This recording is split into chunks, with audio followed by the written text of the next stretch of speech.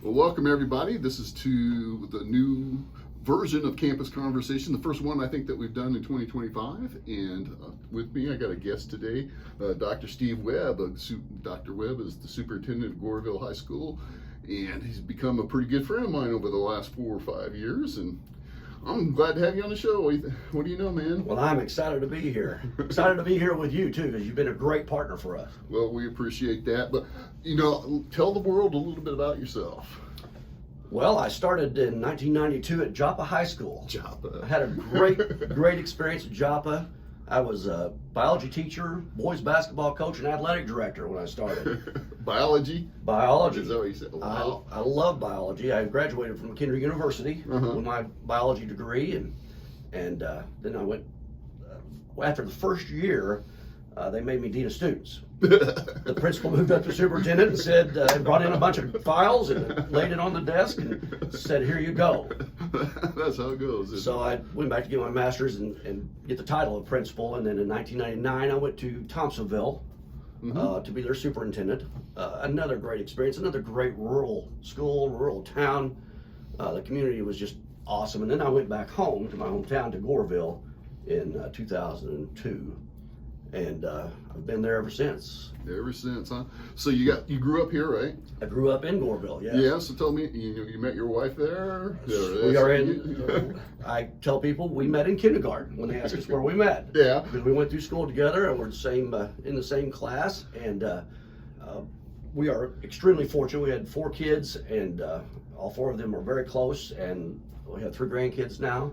They all live in the community, and that is something that I've always wanted to do, is to make sure our community was a place where our kids that graduated that school wanted to come back. Exactly. And they wanted to raise their children in that community too, because we don't have jobs in Goreville. We're a bedroom community. They have to drive somewhere. I wanted them to want to come back to the community, for the schools, for the people in the community. And that's what we've got going on, and I'm very proud of that. That is awesome. That is really awesome. So I got to ask you about Joppa, this Joppa Mass Act thing. Was that still going on when you were there? Absolutely. So what's the root of this? I've heard a couple different stories. What's your perspective on the root of this? Well, I guess the main root was in the late 70s. Joppa was the richest school district in the state of Illinois. They had all of the river commerce. They had large factories. They had, of course, the power plant was in Joppa's district, and a lot of the funding went to Joppa. And Joppa had a large school, and everything was moving. And then a lawsuit started taking that back, and Joppa started losing infrastructure. They lost quite a bit of money on their local taxes, and people weren't moving in, and they were moving into Mass Act. So there just it became some conflict of, that was the community for a long time, and then things started going south and moving over to the Mass Act area, and those two just never really jived. And so when you think about the rivalry of Mass Act County versus Joppa just wants to have a community, a nice, close-knit community. They want to have a school. They want to have a sense of being, and they're just an amazing school that has really served that community so well for so long, even with all the adversity that they've had thrown at them. Sure. I mean, I really enjoy the small unit school districts. It does bring a certain sense of connectedness and family that you just can't get at some of the larger schools. I totally agree. And you can do a lot more with students when you know them better, and the attention. And so I do get that. I mean, of course, there's the other side of that equation, the financial part that makes it just hard to sustain. For me, from my perspective, I don't know how you sustain that long term in the future, given where our district's going from a population standpoint. It's difficult, and like I said, these bedroom communities where you have to drive somewhere to go to work. It's difficult with the gas prices, with grocery prices. I mean, people want to be closer to an infrastructure that can support all of the services. So it makes our little towns really difficult to live in anymore. Sure, and we got a bunch of them. And we got a bunch. So, well, that's a big political kind of conversation we don't need to have on the podcast, probably. I think there's going to be right and wrong about that all. So I know you got into the law enforcement kind of career that went along with your superintendent career. Tell us a little bit about that. Well, the whole law enforcement part of that was, again, we're a small community in the middle of the national forest, and it's just difficult to find school resource officers for our town, much less any police officers at all. And we wanted to make sure with some of the problems that was happening across the country that we had an opportunity to fight back. And so the community, the board sent me to the police academy, and I just did it. How was that? How did you like that? It was tough. It was tough. And you weren't in your teens then, were you? I was not. I was not. I was close to 40, and I had to, the PT was tough. I had to retrain myself to be able to do those kind of things. But you know what? It's been a great experience. With that being a police officer, you get a whole nother side of training.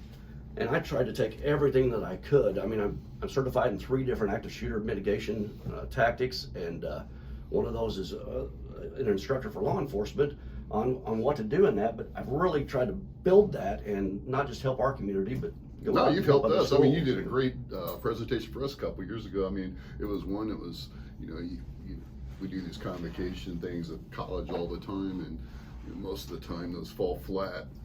For people, they do it because they feel like they have to, and because they do have to.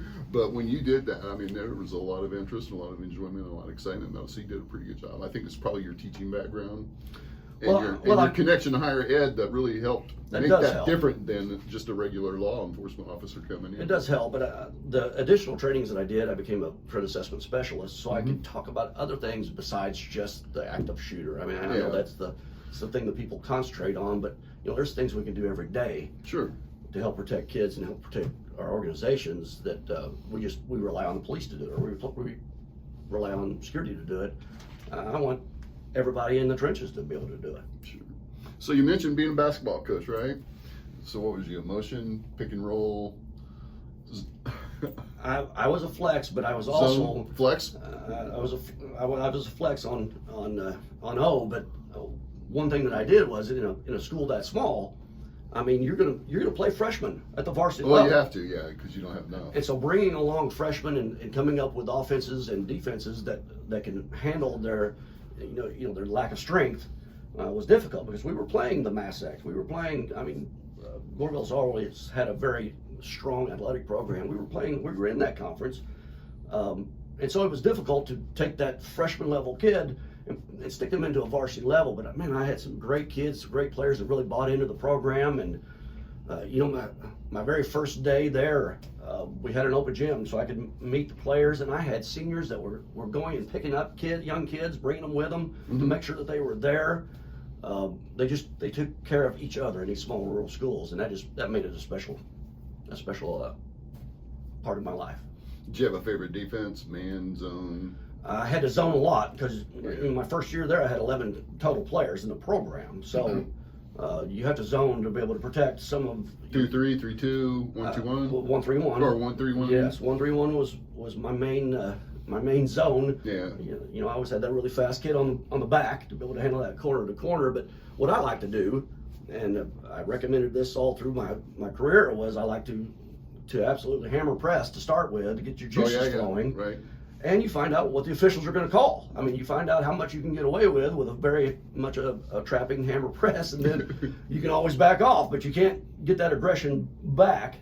And so that got the juices flowing, and I seem to have some success with that.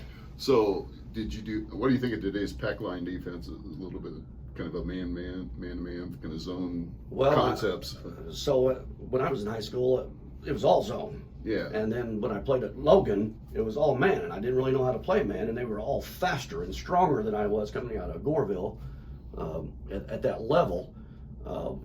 Being able to play man-to-man defense is tremendous if you've got 5 guys that has that kind of speed and that agility to be able to do that. And these kids these days have it. I mean, they play. Oh, it's a different game. Totally different game. I grew up a little before you, but even when we played, totally it's different. a little bit different. They're quick side to side, quicker than back in our day we ever were, and they can handle these types of defenses, and they're physical and strong, and they get in the weight rooms now. It's a much more physical game, and you can get away with a lot more than you. I mean, you slid a just a bit.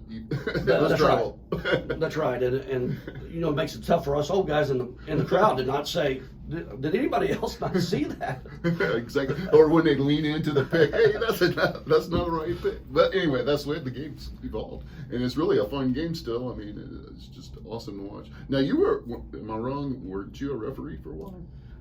I was not a referee. I helped out some friends if they needed it, because you know, you tried to find junior high referees, and you know, I would go help my friends at Dongola, sure, or even Metropolis if they needed somebody badly enough. And I would always tell them, "You really owe me for this," but I was not a referee. I did some umpiring for Shawnee College for a time there, because I had some good friends that said, "Hey, can you help us out with this?" And as an administrator, I could leave the building at 1 p.m. to go do your games. But while it keeps you in the game, it's still, that's a scheduling situation that is really tough to do when you have a full-time job. So I know you got, what, about 12 more weeks, something like that? No, a little more than that, probably 16 more weeks. Yes. What are you going to do after? So my retirement clock. My Do you retirement have clock. one? It's got the countdown My on it? retirement clock, I found out, is sending me motivational quotes all the time. I guess it understands that my motivation is starting to wane, because I'm starting to get these quotes on my phone all the time. But I guess I teach some for SIU and for McHenry, for principals and superintendents, prospective principals and superintendents, and I do enjoy that. But when you have grandkids, changes your whole perspective on wanting to continue in some type of full-time career. Right, right. You know, I see grandparents bringing their kids to school, and I see them picking them up from school. And gosh, with social media, you get to see all the fun that they're having with their grandkids. You know, I want to do that. I want to have that fun. Yeah, I mean, you've earned it, man. That's kind of what it's all about. You know, when we grew up, that was the thing. You grew up, you did what you could to get educated so you can make your own living, right? And then build your own family, and then enjoy the fruits of that labor after. I mean, that was kind of the thing. Since they're in our community, that's going to make it. It's going to make it something that I've been wanting to do for a long time. Yeah. But I just didn't know if I could do that, and now I can start seeing that materializing. I was wondering if you were thinking about going into, because I know you love athletics. I mean, you know, you're a big football, basketball fan for sure. I was just wondering, how are you going to stay connected to that? Were you going to do any kind of refereeing or stuff? I'm umpiring. I'm not planning on doing any of that anymore. I love to go to ball games. I love every morning.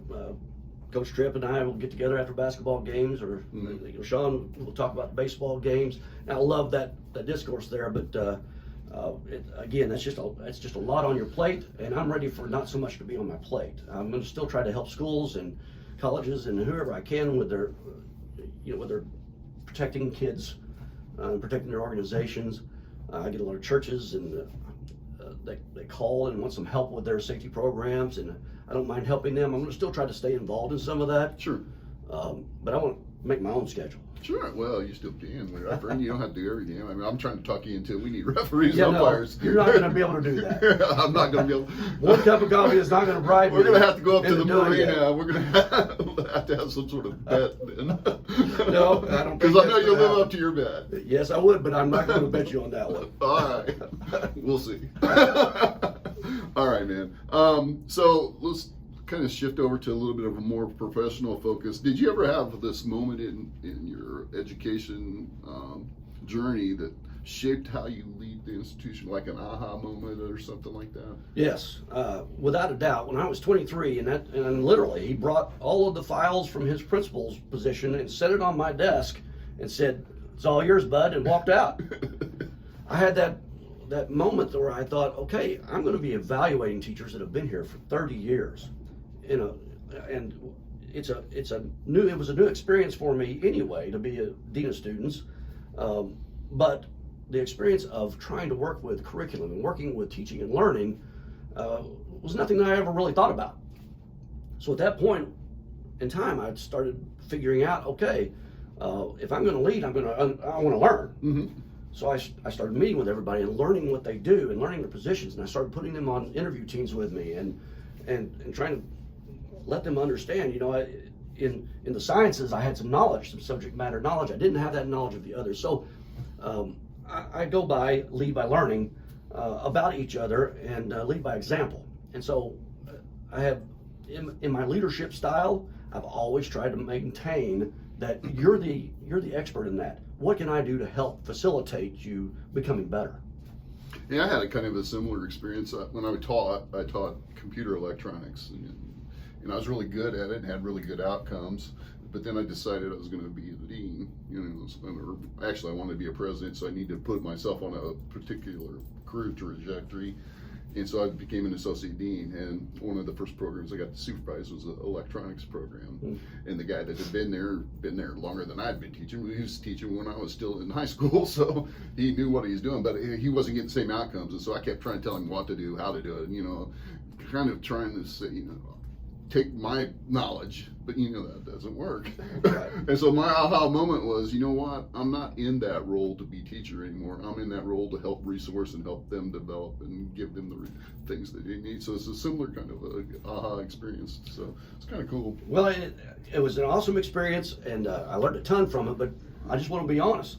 I had the principal who I thought the world of moved up to superintendent. So he just moved next door. So I had a good mentor. And then my dad was principal and a teacher for 30 some odd years, as well as an athletic director and a coach, a basketball coach, softball coach. So I had those types of resources around me. Our family has a lot of teachers and administrators in it that I could reach out to. So I wasn't totally on my own. I owe a lot to them in shaping how I formed that. But I mean, if you want to be a leader, as well as you well know, I think you do a great job down here. If you want to be a leader, you gotta cultivate other leaders. Yeah, exactly. You don't want followers. You want whatever you can do to make sure you build leaders, not followers. Yeah, it's lessons you learn back in school, junior high school, when you became in athletics and you had team captains. It was about building the team. And it took me a while, I guess, a couple of really positions, probably midway through I went from associate dean to dean to realize, it's not about the necessarily nuts and bolts of the daily operations. It's about building those people so that they can lead. And Right. so it was an aha moment for me. You're exactly right, though. Who was your mentor? Well, You got a couple of them. I've got a couple of them, but Ron Dre, he was superintendent at Joppa, but he also became superintendent of Meridian before he retired. Ron Dre was phenomenal. He was a phenomenal person. He was a phenomenal principal, administrator, and he had that same outlook that you and I have of let's empower people, let's build them up and make them leaders, build them into our systems. And having that person on the back, I would be stressed about something, and I could go into Ron's office, and he would just lean back and laugh and say, "You'll figure it out." I mean, you'd think the mentor would try to help you out. He would just build my confidence that you're good enough. You're going to be able to figure this out on yourself. And of course, with Dad, Bob Webb was his name.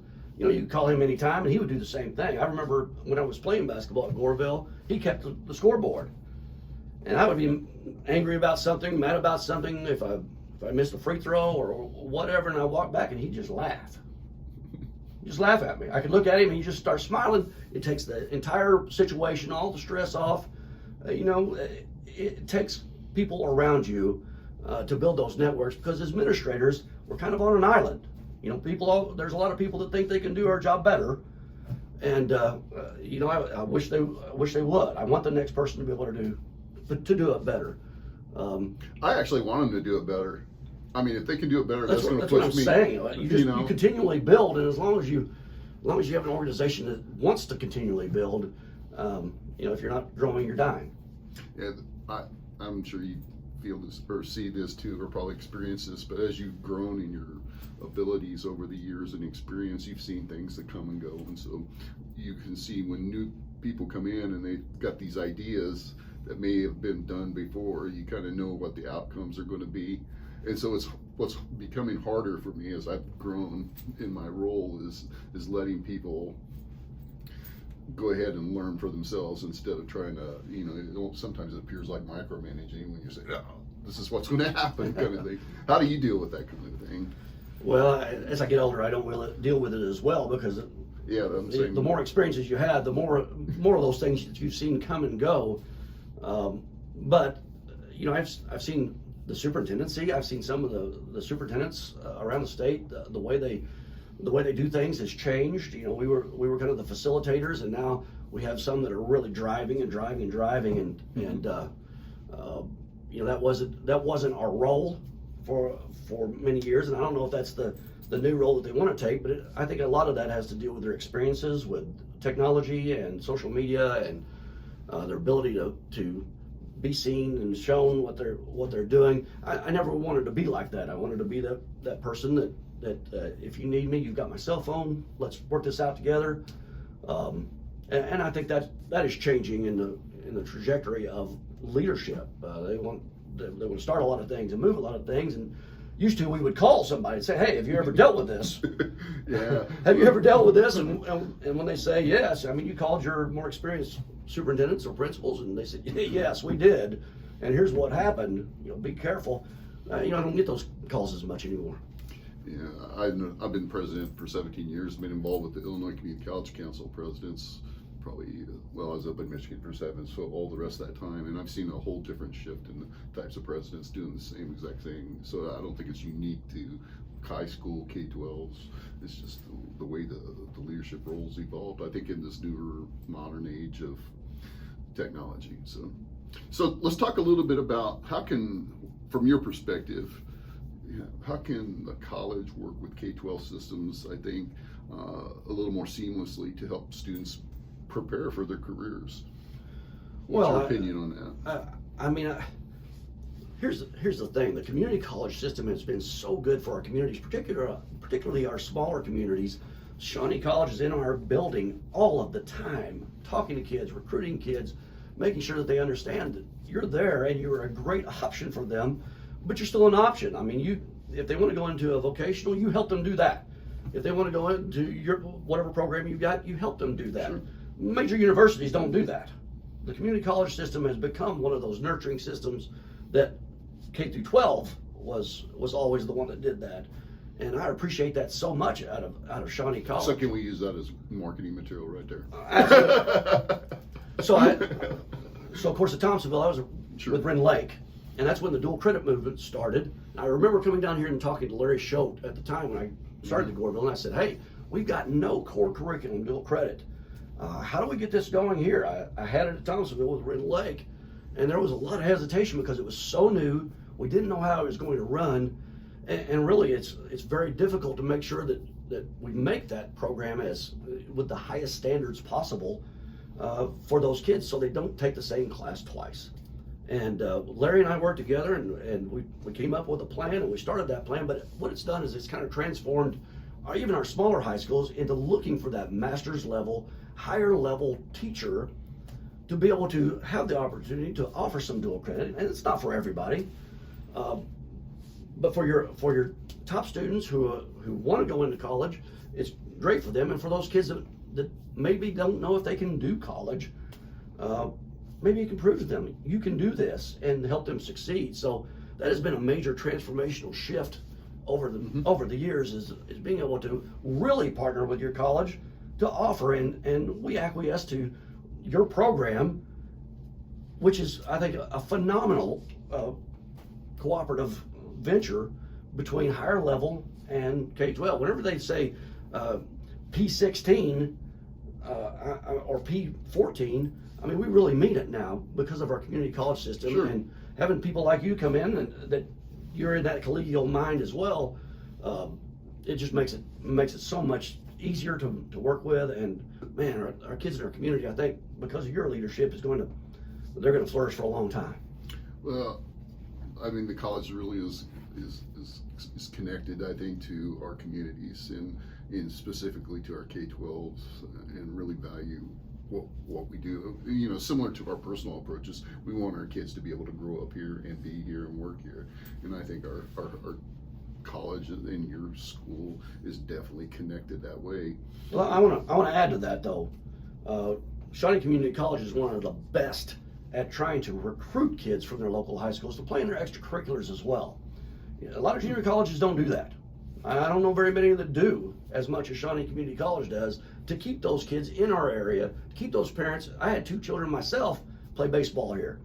I was able to come to ball games closer to home. Mm-hmm. Of course, I'm familiar with the DRAC, and I was familiar with a lot of things that JUCO did, but having my kids stay around the area to be able to do that was key to us. And Shawnee Community College has always been so good at doing that for our communities. That's awesome. So we've got a great thing going here. We got some strength. What are some things that we, from your perspective, that we could do to even make it better? Well, unfortunately, Shawnee Community College, unfortunately for us, we're a pretty good distance away. Mm-hmm. So the way you have an outreach to us is phenomenal. And I know there's some campus things that are going on within Vienna. But Vienna's still a school. I mean, there's still other things going on in that respect as well. So I would love to see like a campus, yeah, up in the northern area for us as well, just like the Massac campus. I would love to see that in that northern part of our county. So we're not having to drive to Shawnee Community College. And I know we've got online learning, and I just, I don't believe in online learning as much as I do that face-to-face relationship.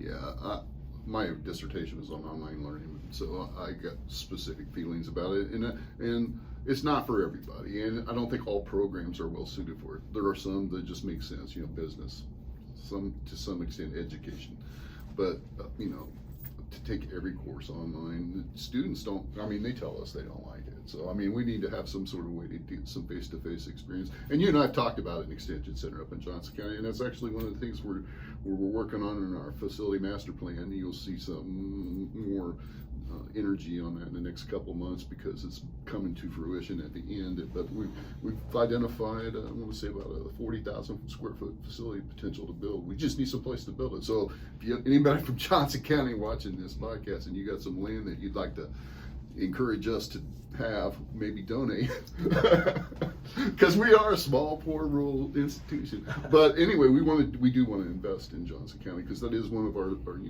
strategies moving forward is having a place for you to go, not only for the kids but also for working adults. Because one of the things that's pretty clear, I think, in all of the data is that jobs are going to change. When you're in a job that's good, you're not going to work it 40 years anymore, 20 years, 30 years, most of the time. At least that's what the data says from my perspective. And so you're gonna have to continuously retrain, and you don't want to go to, you gotta, first of all, you're not gonna want to take off work during the day to go to a class, and so that has to be available at a time that you can access right. it. So in the evenings, and if you're a working adult and you got a family and you got family responsibilities, you don't want to travel 40 miles to Shawnee College at night, probably from your workplace, take a couple right. hour class, and then travel, 40 minutes back. I said 40 miles, but 40 minutes. That's just not, that's just not paying attention to the needs of that working adult. And so that's really one of the focuses that we're going to have with the extension centers, just try to strengthen and beefing those. What do you think? Is that going to connect well, you think, with your community? I think so. I've taught some classes for actually McHenry University at the Metropolis Center, and man, that's just a great asset mm-hmm. for the Massac County and your southern part of your district. I think if you had that coverage up in our area, I think that would be phenomenal for our small rural communities. And you know what, with community colleges and the way you have outreach, there's nothing but class in having something like that that can expose not just our kids to your program, but those adults. We have a lot of senior adults that live around the Lake of Egypt that could benefit from some modern type of technology classes. And Shawnee Community College used to do that some back in the day for a lot more of the seniors. I'd like to see some of that come back.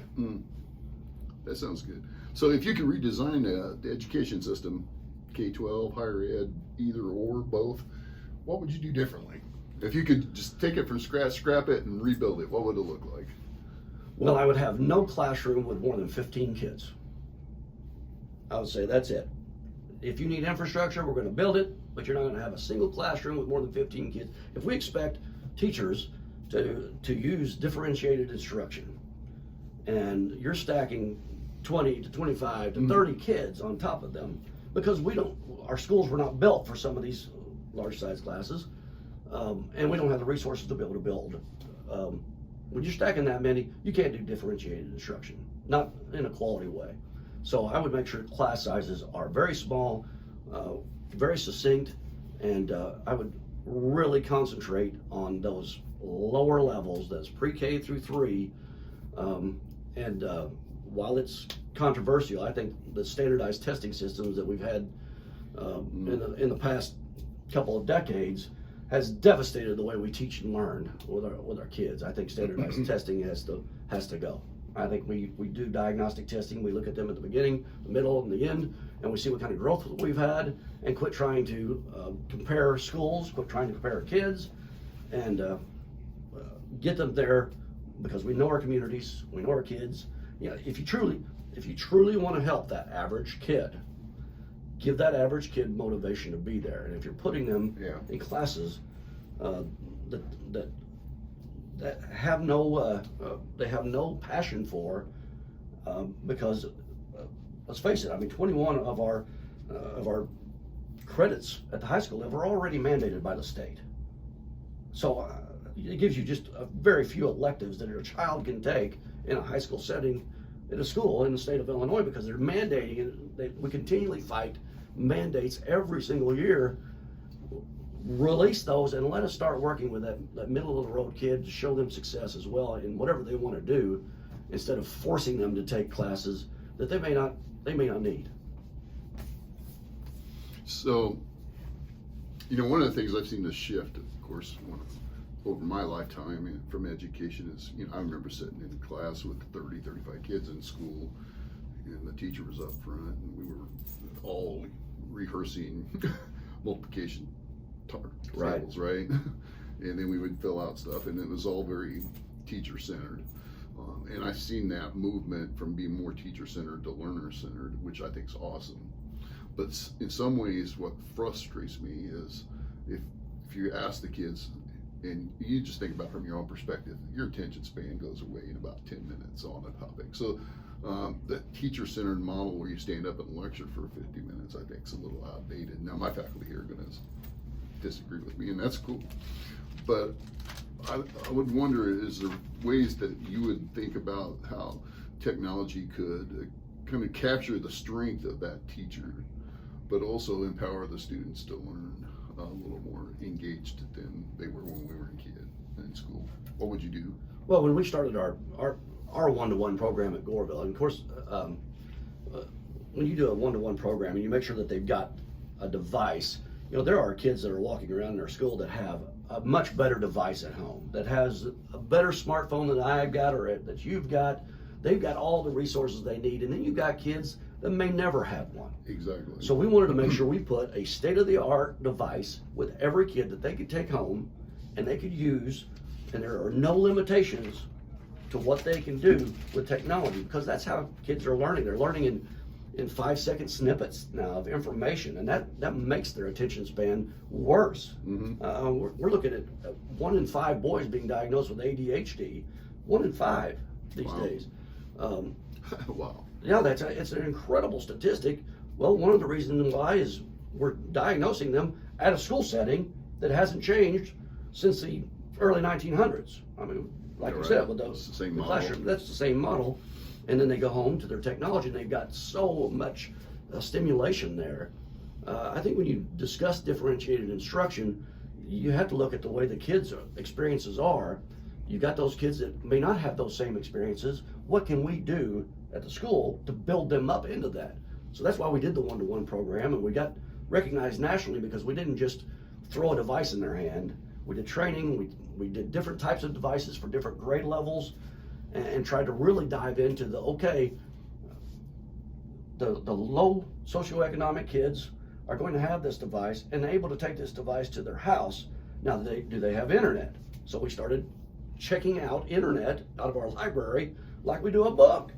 Really? It was totally out of my comfort zone, and I thought, how are we going to do this if they don't have good internet to be able to do? So I worked with Kajit, which is through Verizon Wireless, and it's they've got their own total firewall to try to protect them from internet predators, and we just basically started checking out for any kid that needed it, and that was just a transformational moment of, that's great, you can throw them on a device, but a lot of our impoverished kids don't have internet at the house, or they use their parents' hotspot, and their parent may not be home until 7 or 8 or whatever time they get home from work. So I think there are ways to help shape a kid, but whenever you have such limited resources like our small rural school districts, to the point where you have to stack these kids on top of each other, and it's not just the amount of money for teachers.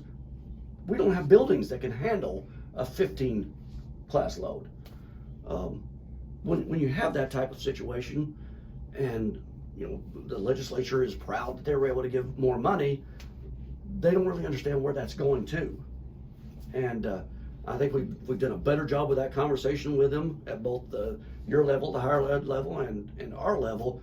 We still got a long way to go. I mean, you can drive around to some of our schools right now and see some major infrastructure problems, but as long as you're stacking that many kids on top of each other in the classroom, you're gonna lose some kids. Well, and it's still a teacher-centered environment. It's not moving that. I mean, the less kids, well, you need to do one of two things. You need to do one-on-one instruction, or, and this is my opinion, or you need to figure out ways that the students can be self-directed, where the teacher's more guided. And when you think about the industrial model, that it's really persisted since probably the late 1800s, when Carnegie came through and started setting the standards for all that stuff. Into now, I mean, in a sense, we're still trying to implement that old industrial model, which in manufacturing and other areas, that's going to a more digital model. And I think that there's ways to leverage technology to help students empowered. There's teachers still critical. It's the most critical part of learning from students. So don't read wrong into that. But the way in which classes are conducted is what has to change. And I think there's ways to leverage technology to make it so. And we're experimenting with that stuff here at Shawnee, and hopefully you're doing it as well. Well, I think so as well. And with our one-to-one program, we're trying to do that. But when you're doing that with 25 kids, you can't afford it. If you could afford it, it's the best way to go. We can afford it, but that one-on-one instruction. One-to-one instruction. How many students you got? We've got 550 students. So you need 550 teachers. Well, that's what I'm saying. Yeah. Is you put them in a classroom with 25 kids. You can't do it. You can't do it. Right. It's impossible. We put them in a structure where they can't do that one-to-one instruction. So we utilize the technology to be able to try to bridge that. It's not going to work though until we start getting our class sizes down. Yeah. We've got. I think I got to invest in I keep wanting to invest in the teachers, wanting to expose them to different technologies, different ideas, encourage them to take some risk, and then we're more data centered. You know me, I'm a data focused kind of person, introvert. But I think if we were able to show a few nice outcomes where students have actually learned, where they've enjoyed the process, where they've accelerated their learning, I think time-based learning is a thing of the past. If it takes you 5 minutes to learn a concept, why do you have to spend an hour? Right. I agree. Or if it takes me more, why do I have to be subject to taking? Why do I have to do it in an hour when it takes me 2 hours to do it? I mean, so I agree. So I mean, we have to get away from that time-based stuff and go to a mastery kind of model. And that's not new stuff. I mean, competency-based learning's been around since the 40s, 50s. Right. So, but I mean, we're seeing a resurgence in that, certainly across the whole education spectrum. So let's talk about students a little bit. What did you learn from students? What's something that you learned from students throughout your career? Well, yeah, you learn something new every day. But one of my best examples, and I use this in a lot of my presentations on school safety, on how technology is changing, and I went to my technology director and I said, hey, find me a kid that knows about this AI, because I need them to explain it to me. I want to have a better understanding of how they're using AI to write papers and to manipulate voices, and I want to know about this. So he went to this kid and he said, hey, Dr. Webb wants to talk to you about AI. And so I went to the kid and he said, oh, I don't know that much about it. I'm just barely getting into it, and he was really standoffish. And I said, hey, I'm not getting anything here. Who's your next? So he gave me the next kid, and he just started opening up and telling me. And when he did, the first one was standing close to him. He came over and just really started laying it out there of all the good, the bad, and the ugly of what they've learned about AI from a kid's perspective. And it was so eye-opening, not just about artificial intelligence, but the fact that that kid was so reserved, having an adult asking about something that was in their world, right? He kind of kept it close to him, to getting a catalyst to have him open up. So we're learning from each other. I think that was eye-opening for him and eye-opening for me as well. That, kids don't want you in their world. They don't want you to understand what their language is in some respects. They think, well, you're old, stay in your lane. And if we don't learn how to connect with kids in their world, I think we're going to be in a world of trouble. That kind of goes back to the old Greek days. Aristotle, Pluto, those guys working together, learning from each other. It's kind of it's come 360 a little bit. But I think that's probably a good way to think about how the future of learning could be, if we could learn from our students as well. I agree. I mean, those two knew about it, where I've got kids that don't know anything about it. Right. Wouldn't that be great if we could all work together to leverage that, to bring them up into that world up together? That's what we could do. Yeah. So let me ask this: what do you think college presidents need to know more about high schools? What do we need to know about high school graduates, high school operations, those kinds of things? What are we missing, college presidents? What do you think would help us? Well, I don't know that you're missing it, because the community college systems do it so much better than that university system in terms of trying to connect with kids at the high school level. So really telling you this is not going to be any kind of well, you got Logan up the road, you got SIC down the road too. And it's I've had great experiences with the junior colleges that I've worked with. When Larry Peterson was here, he was just phenomenal, a phenomenal resource for us. Was present, and just like you, he just had that presence about him that I want to be a part of your community, as well as ours, and having that relationship, that responsibility at that JUCO level, I think is an awesome thing, particularly for our rural communities. But if there's one thing I want college presidents to know is, generally, these college presidents, we're about the same age. We didn't grow up in this social media age. And I know you've got some of that online background to you, and I've tried to go through trainings to try to build my learning mindset, my learner mindset. But that takes a passion to want to do that. Human complacency makes you want to just say, okay, let me just hire somebody like Kevin here that knows this stuff, and let him do it. It takes a passion in you to know that you're getting older. You may not understand that. How are you going to learn about that so you can ask the right questions? Right. And so I think you ask the right questions because you've got some of that background. Where at universities, I still teach some for SIU, and I know their enrollment is going down so much. And I know they've had some increases lately, but it's not like it was when I was looking for colleges and universities. And I think the campus that they have is gorgeous. I can't believe anybody wouldn't want to go there. Oh man, it is gorgeous. But that's a huge campus. It's a huge thing, and a lot of our kids coming from small rural schools are intimidated by something like that.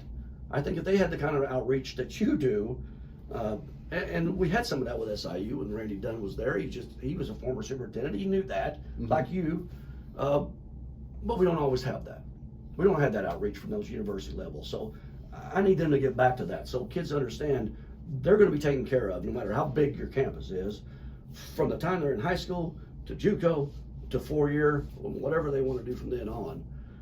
So I think telling college presidents is different for you than it would be if I was in front of the president of SIU. Okay. Well, I appreciate that. It sounds like we're doing the right things then with you. But let me ask this then. And I'm going to shift back to leadership. How do you foster innovation and creativity within your organization, within Goreville High School? Well, I'll for an example, we used to have K through 5, we had voice amplification for our teachers. We did voice amplification in every single classroom K through 5 because, like I said, I wanted to really concentrate on the early level, making sure that we had differentiated instruction. That's why it's in my mind. Well, I just did it for the entire school district last year. I made sure we had amplification in every single classroom, and it's also got some school safety things within that device. Oh, I see. But I think what that does is, some of them don't want to use it. Some of them think, and I've heard them, I've got a classroom voice. I don't need amplification. In the very beginning, there was some pushback on that, and now I'm starting to see more and more of them start using that and start seeing that, maybe using a little bit of technology is not such a bad thing. I think anytime you, and it's the Hawthorne theory. If you remember the Hawthorne theory, good, bad, or indifferent, when you change some things up a little bit and you're doing it for not just operations, but for the things that are good for kids, you're going to get some pushback on any type of change. But once you do something and you see that that you're trying to mix it up, you're trying to adapt, I think that builds a level of commitment within the staff. So it was a small thing. It's a small teaching tool, just like when we added the one-to-ones and we started adding new technology and added new smart boards. We were named as a smart school of choice by the Smart Company because of our smart board operation. Some of them didn't want to use that because they were used to using chalk, right? Yeah. Once they got used to it, then they started becoming leaders for that next generation of teacher that came in. And so if you're not growing, you're dying. You've got to always start thinking, okay, what's the next step here? What's the next level that I can do to facilitate teaching and learning? Because when you just become an existence, then that's how your organization will be. Yeah, I mean, that's pretty much a common theory. If you're not growing, you're dying, right? So if you could go back to your own K-12 experience or your own school experience, what's one thing you wish you'd learned different? My own K-12 experience. That's a long time ago, Tim. That is an unfair question. My K-12 experience. Goreville was so small then. We were one of the larger classes with 40. Now we're running classes with 60. I mean, it was a different atmosphere, but it was a small school atmosphere where you really got to know everybody around you. We're really still tight with those people that were around you. We knew everybody. We knew everybody's background. But I think with that, they didn't really have the resources that we do now at Goreville. We built that system, I think, and they just back in the day, they just loved having a school district, and they did the best that they could. If there was one thing that I wish I would have learned more, was to respect the fact that I've got this opportunity here for nothing right here in my hometown. Maybe I should be better than a B student. Maybe I should have taken advantage of those honors courses instead of, I tried to take the easy way out. I was the athlete. I didn't want to be valedictorian. Both my sisters did, and they were. I mean, oh, wow. I was definitely so you're the black sheep. The black sheep in that regard. But once I started to learn, to love learning again, I wish I would have been more competitive in that respect. And I watched a couple of my kids get super competitive in class ranking and honors courses, and it was fun to watch. I was not that guy, and I wish I was. I went to Danville back in the late 70s, early 80s, and I think our graduating class is in the 500s, 517, 903, something like that. But I was an athlete, so I had that friend group. I was in all the college prep courses, so I had that friend group. But I was really, heart was in heavy metal, music, and so I had that friend group. Very similar, very similar. And so, when you're because there were really three different, at least when I went to high school, there were three different groups with three different sets of friends, and you could see them judging each other. And I think what I would do, and I wish I would learn, is how to bridge those groups better. Because there were great people in all three groups that really could have contributed, and I think that would have helped me early on, especially in my professional career, because you get these social kind of expectations and norms within these groups, and you can't be friends with that group over there, that kind of thing. So I wish I would have learned how to deal with that. You know they call that hair metal now, right? They call it hair metal in the 80s. Then it went to death metal. What songs were you singing? Well, I was particularly I liked the Def Leppard, the Tesla, but I'm one of those that was really strange because my favorite band of all time is Alabama. Oh, yeah. But I really got into hair metal because it was it pumped me up for ball games. I mean, it was just something that gave you the feels to be competitive, but I'm a strong country music person as well, so I'm a strange duck in terms of my music takes. So we talked a little bit about AI technology and reshaping K-12. What do you think higher ed should do to adapt to this kind of technology? Just as I'm basically just now trying to formulate what my plan is as a college professor and how to look into that aspect of the game. But I think as a teacher, as a professor, I think when we have them reflect in their own words, their own being, and I don't necessarily need them to cite a bunch of research. I need the discourse, I need the discussion, and then have them reflect on their own personal experiences. I think that takes away from AI. AI can help you write papers with wonderful research sites. I'm not looking for that in a future administrator. I'm looking for somebody that can think in a professional manner, can take a lot of input from a lot of different teachers and students and be able to move that forward. So I think the way we teach has to change a little bit and get away from all these research papers and all of these, making sure you cite so many different citations for your paper and start looking more at a reflective professional. And I think that will lend itself away from that AI side of it.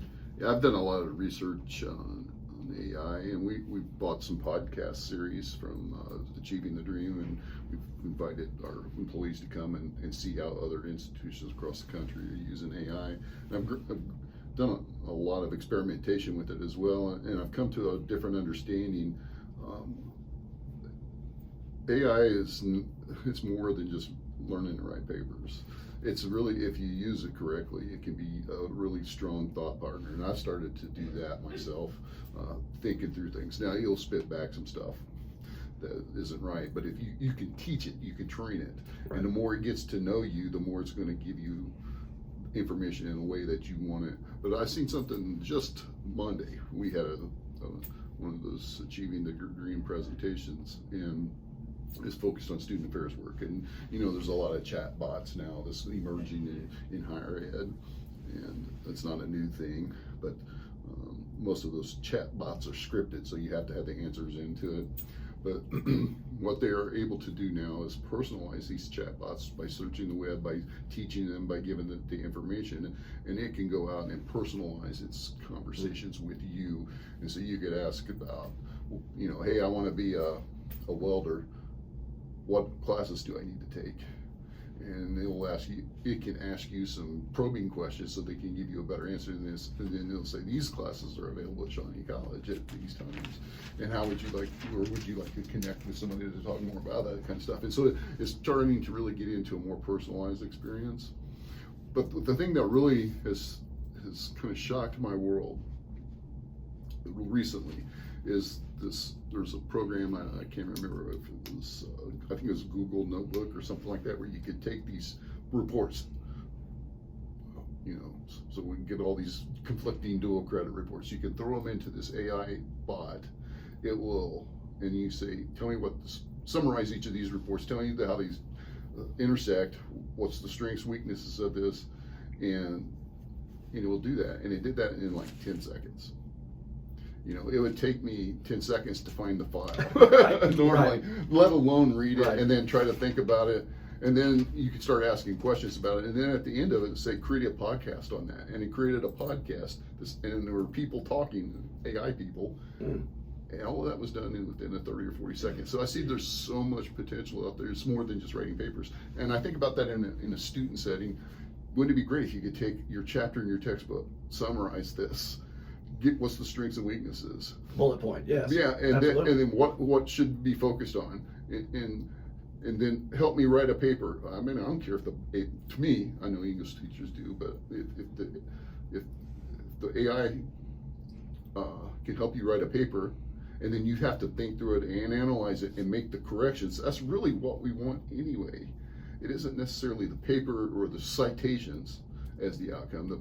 The quality of the thinking is what is really the important piece of this from my perspective. So I see AI as an important tool moving forward, and I think we're all going to learn a lot in the next 5 years on this. I think so too, but I also want kids to be able to count back change, to be able to balance their accounts at the bank, to be able to understand things. And you know, the more and more we get into higher level thinking, higher level technology, I don't want to lose out on that concept of being able to sit here like we are, because there are kids that have difficulty doing this. That communication. Yeah, it seems they would rather talk to a bot. They would rather talk to something than ask them questions than to be able to sit here and have this kind of conversation. I don't want to lose that in society either. No, I don't either.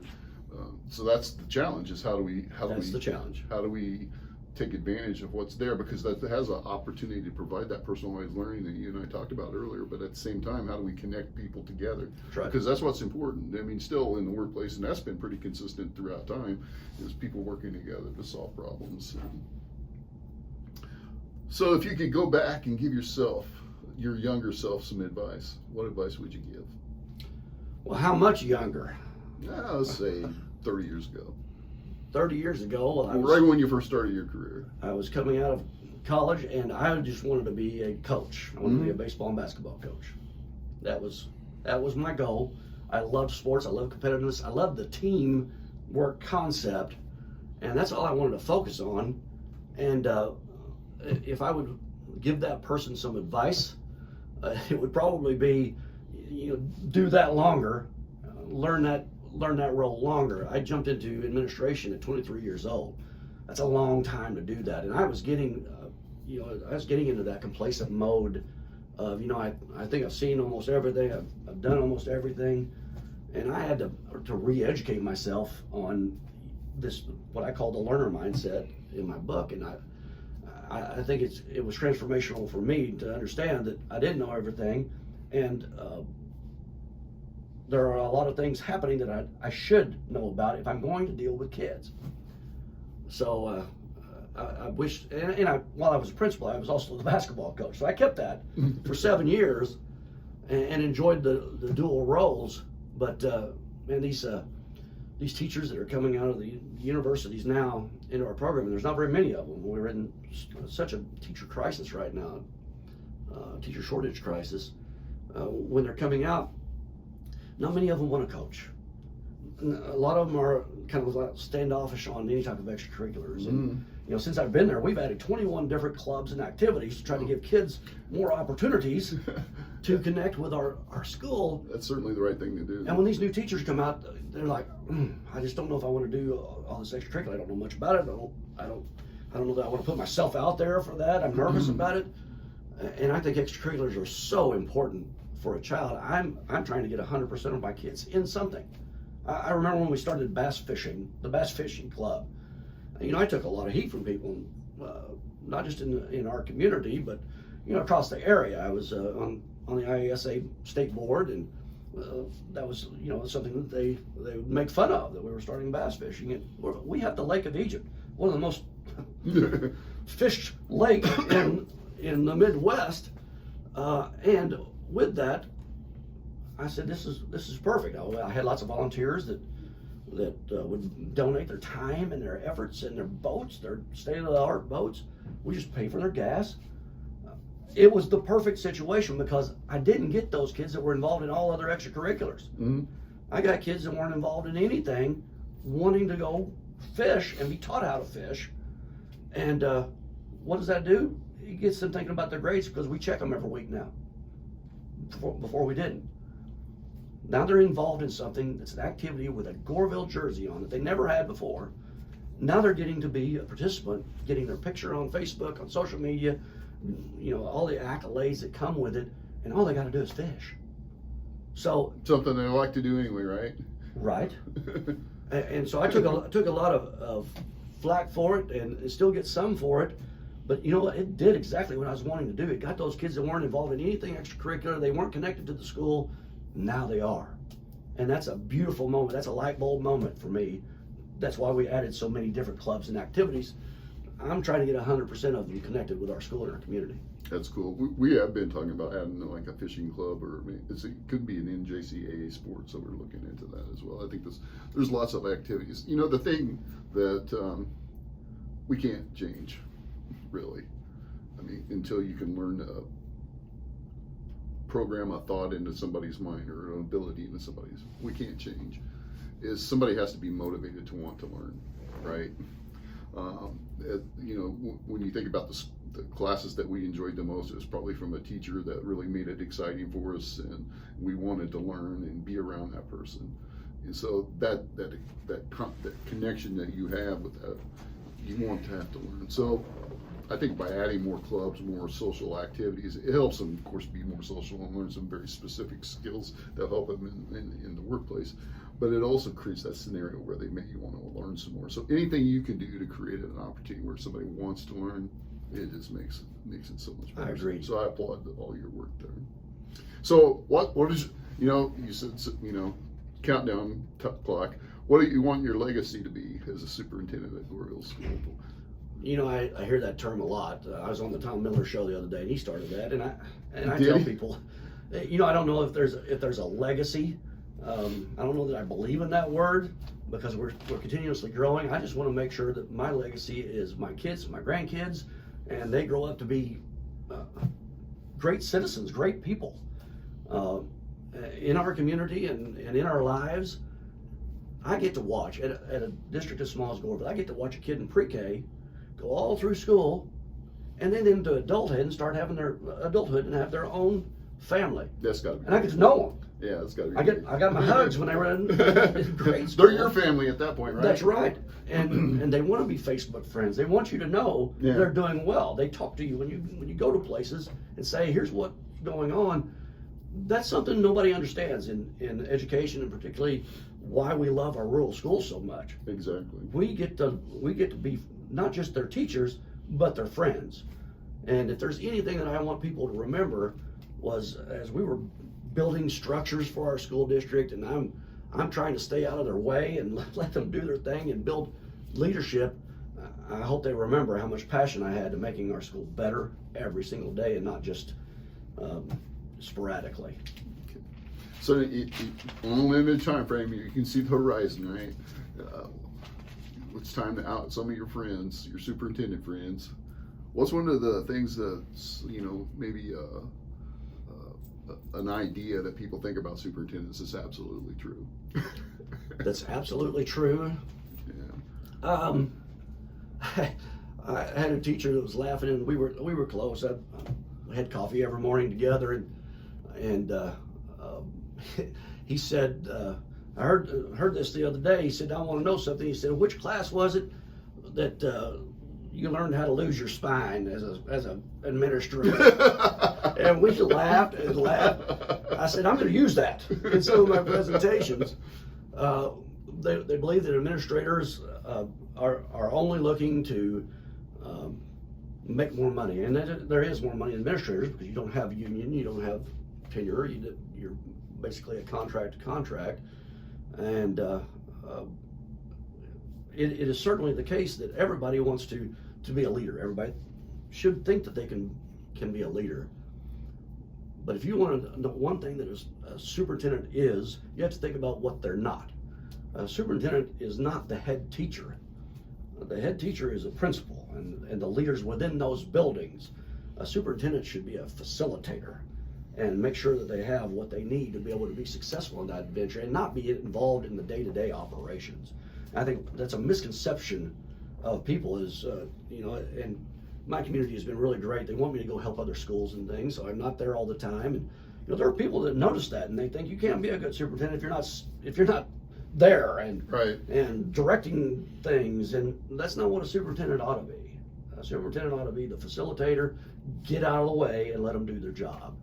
So kind of reversing that script, what is one of the community perceptions of superintendents that's absolutely wrong? Well, I think the thing that a lot of communities think of, and I've been kind of inoculated from that in Goreville because they're just so proud of their schools and so proud of their community. I think across the board, from what I learned when I was on the state board for superintendents, is people think that the superintendent is the know-all and be-all of everything that goes on in the district. And the buck stops here. We're talking about children. We're not talking about a factory. Right. We're not talking about an assembly line. We take a child from whatever experiences they've got at their house, move them into our school, and try to make them better and successful. We're not manufacturing windshield wipers for cars, like the Ison plant. So I think they believe that when something goes wrong or a kid does something wrong, well, the buck stops at that superintendent. They should have known something about that. They should have done something about that. This is a school where we try to make kids better and successful. And a lot of times the superintendent will do whatever they can within the resources that they have. So I believe a lot of communities believe that if they get a new superintendent or they get a new administrator, all that's going to change, and that's not necessarily the case. Yeah, I mean, people have to, I think one of the major misconceptions that community has is that the college, school, high school, it reflects what's going on in the community. The culture within it, the students that are within it. I mean, and that's broader than just the school. So, I mean, so our ability to, they say, well, you're the leader, it's your responsibility to make these changes. Well, we're trying by producing graduates that are good citizens that can shape our community in a positive way. That's not something that happens overnight. I feel like the community perception is you're the responsible party, and you are, and I'm not trying to dodge that, but there's only so much you can do so quickly, and so there's not a lot of patience anymore for change. And so I use the word trust. I think, me being from the community, a vast majority of the community trusts that I'm there to make sure that these kids, I mean, look, I had all my kids there, my grandkids are there, we got very large families between my wife and I. This is our hometown. It always was our hometown. I think there's a trust there about possibly I had that a lot of superintendents that come in from outside of the communities don't have innately, and I think that's helped me greatly. But it's still, over time, the conspiracy theorists believe that there's always some type of underlying goal to things. And in the school, when you're talking about children, you can't talk about children. So you can't just discuss everything that's going on within your school. And with this transparency movement of, we should, you should be more transparent about these things. And I love your podcast. I do a podcast for school safety. There is, within a school, there are so many moving parts to it that it's difficult to wrap your head around, but you also have to take that human factor. And I don't want them to just trust me. I want them to trust that everybody's there for the right reason. And you have to build that trust over time. And with social media, it's difficult. It's more fun to not trust. It's more fun to think there's a conspiracy. Yeah, there's a lot more energy around those kinds of posts than the positive ones. Well, to me, and this is something I learned from transitioning from Michigan back to Southern Illinois, it's the people within Southern Illinois are more blue collar, really, or ag. And so they have those kinds of principles, and those principles, of course, permeate their kids and their families, and those kids and become our employees. And so those ideals manifest themselves within the working environment. In Michigan, when I was in Auburn Hills, it's super exciting, one of the most diverse communities in the world. I mean, and there's real diversity from Europe and Korea and China and Canada, Mexico. I mean, there's all kinds of people that are located there. That's one of the strategies the auto industry uses to support itself, is to recruit companies from all over the world to do that. So you have a real true diversity. And of course, there's the manufacturing element, because I mean, that's where it actually existed, came from. But there's also a white collar mindset as well, an administrative mindset. And so it's more of a balanced approach to understanding what a leader can do. And so it was a little bit easier.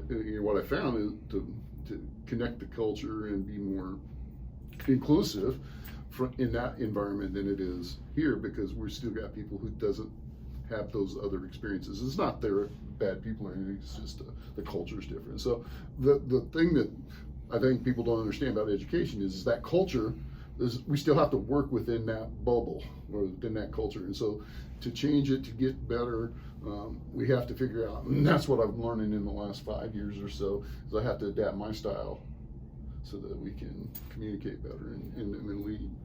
So let me ask this. That sounded serious though, didn't it? That was serious. Yeah, that's not, we don't want to do that. If you had to eat one cafeteria lunch every day, what would it be?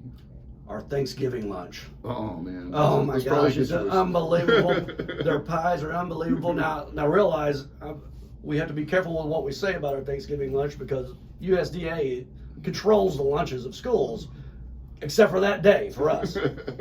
I will take that fine if they're going to give me a fine to get that Thanksgiving meal.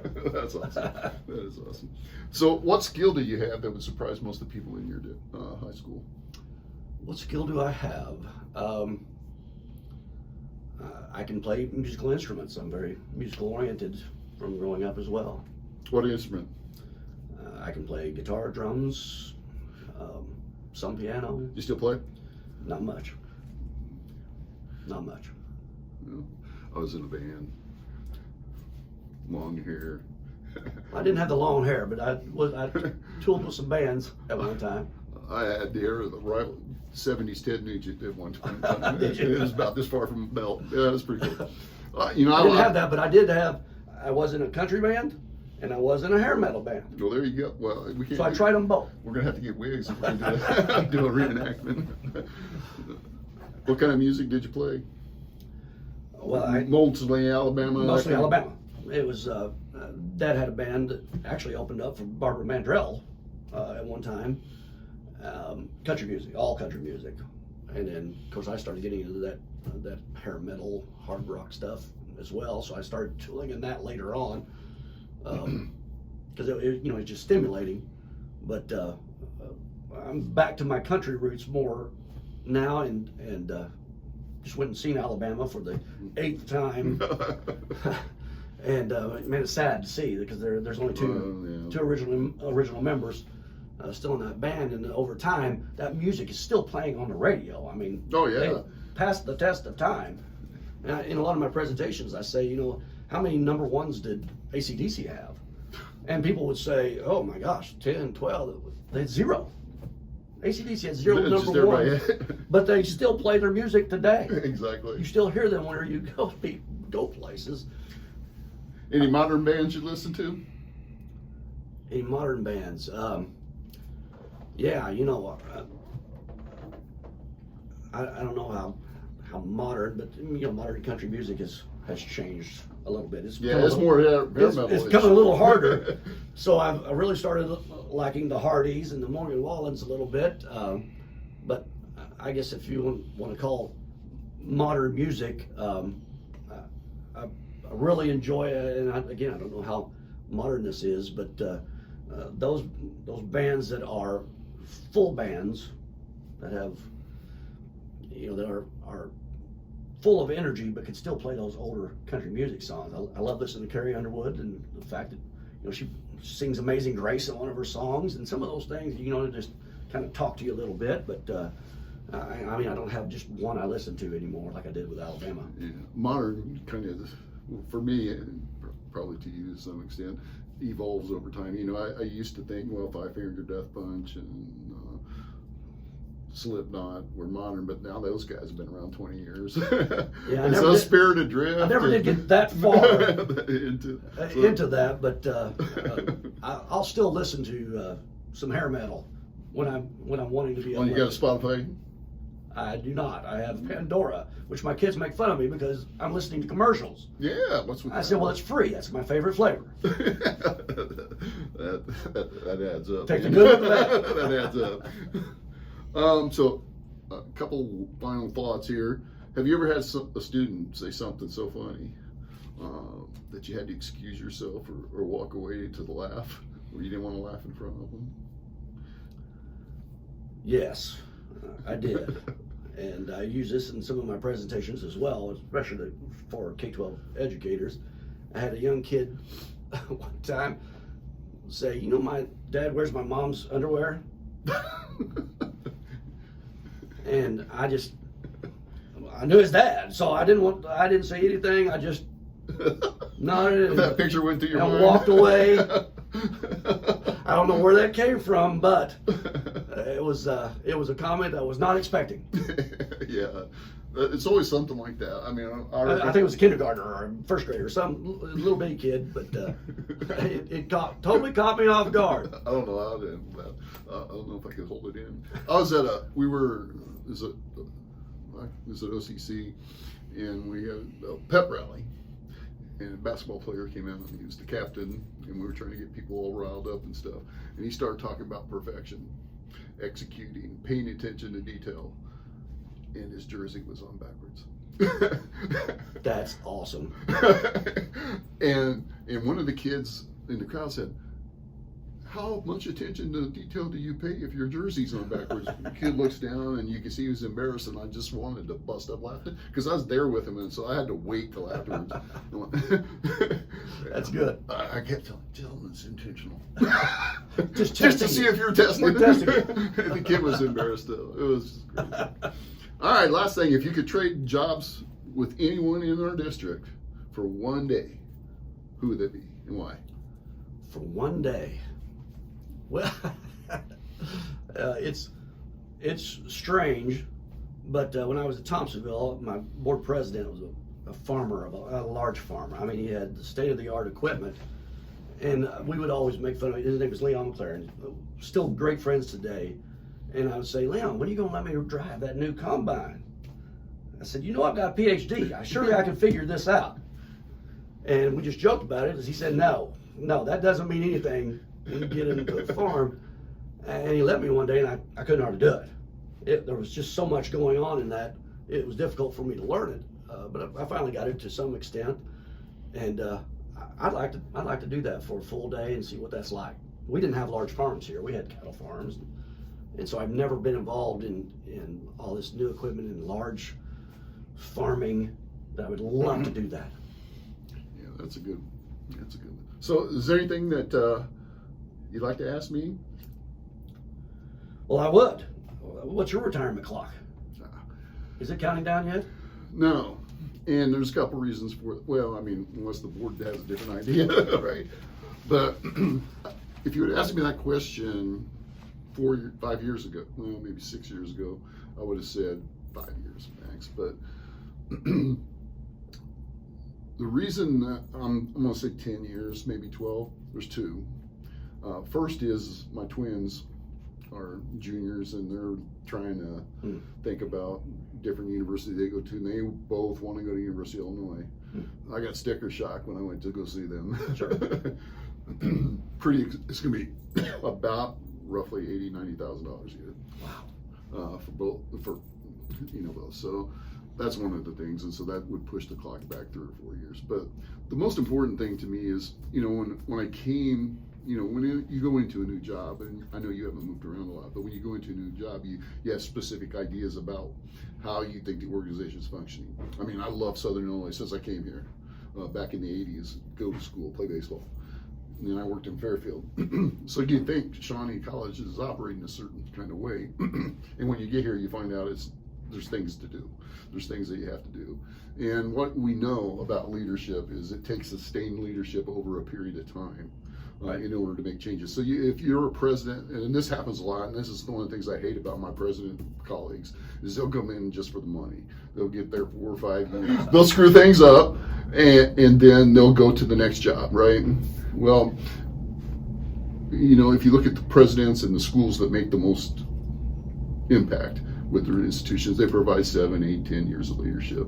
Shawnee, we've kind of cleaned up a lot. I mean, hopefully, we got our HLC accreditation thing at the end of the month, and hopefully we'll get some affirmation that we have done all of those things.